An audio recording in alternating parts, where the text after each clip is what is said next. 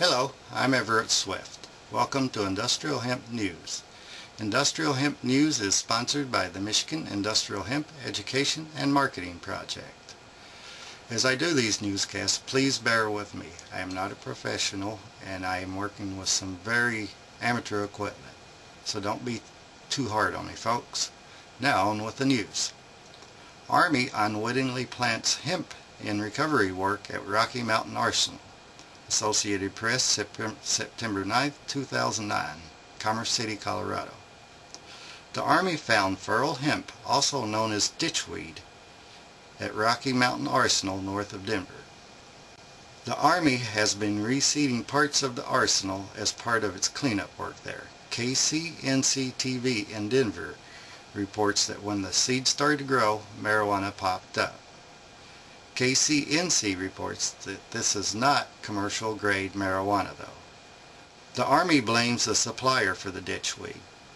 It told KCNC that it brought the mulch for its ground cover from a place in Kansas where low-grade weed is commonly found.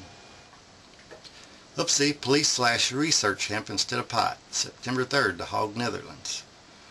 Dutch police, who mowed down what they thought were illicit marijuana plants, were red-faced when it emerged they had ruined a research group's giant officially sanctioned field of harmless hemp. Police proudly announced that they had found more than 47,000 marijuana plants, with an estimated street value of 4.5 million euro, that's 6.45 million in the United States.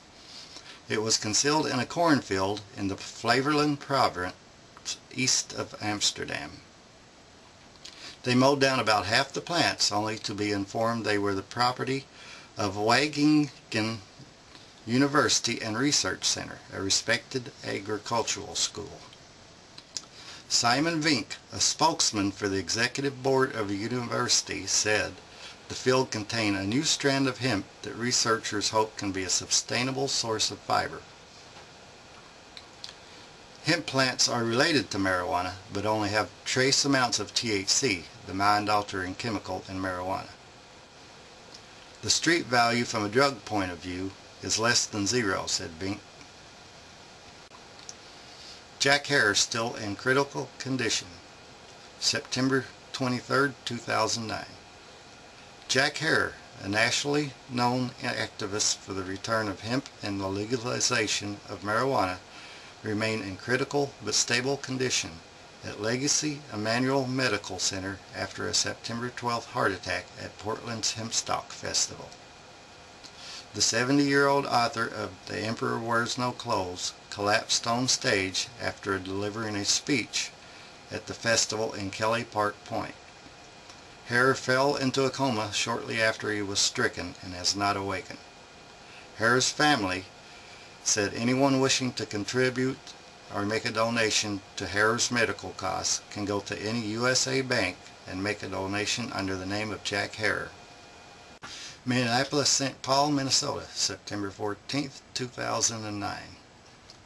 In a first step toward engineering a drug-free cannabis plant, University of Minnesota researchers have identified genes producing tetrahydrocannabinol, THC, the active ingredient in marijuana. Studying the genes could also lead to new and better drugs for pain, nausea, and other conditions. The finding is published in the September issue of the Journal of Experimental Botany. The lead author is David Marks, a professor of plant biology in the College of Biological Sciences. The study revealed that the genes are active in tiny hairs covering the flowers of the cannabis plant. In marijuana, the hairs accumulate high amounts of THC, whereas in hemp, the hairs have little. The hemp and marijuana are difficult to distinguish apart from the differences in THC. With the genes identified, finding a way to silence them and thus produce a drug-free plant comes a step closer to reality. Another desirable step is to make drug-free plants virtually recognizable. Since the hairs can be seen with a magnifying glass, this could be accomplished by engineering a hairless cannabis plant. This article goes on and on, but I'd like to make a comment on it. Industrial hemp is already low THC. You cannot get high from smoking it. There are visible differences between industrial hemp and marijuana. From an industrial hemp aspect, I see this as a waste of time and money. However, I do see potential benefits for medical marijuana. Lotus introduces hemp car.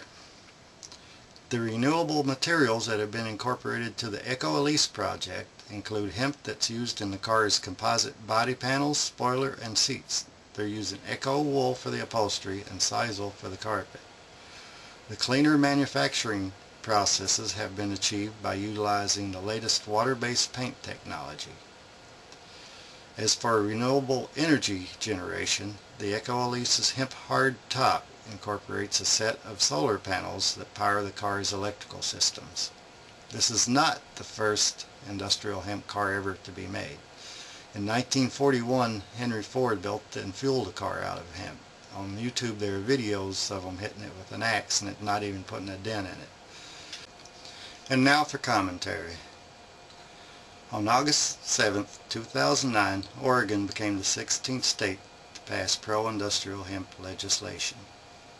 Here in Michigan, we are facing a budget crisis. If the legislature does not pass a budget by October 1st, the Michigan government will shut down again like it did 2 years ago. All this bickering back and forth, playing partisan politics, is doing more harm than good. Here at MIHEMP, we are trying to get the Michigan legislature to pass a pro-industrial hemp bill. We cannot do it without your help.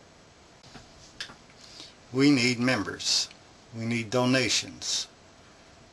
We need to push this forward for us and our children's future. I'm Everett Swift. Thank you for watching Industrial Hemp News.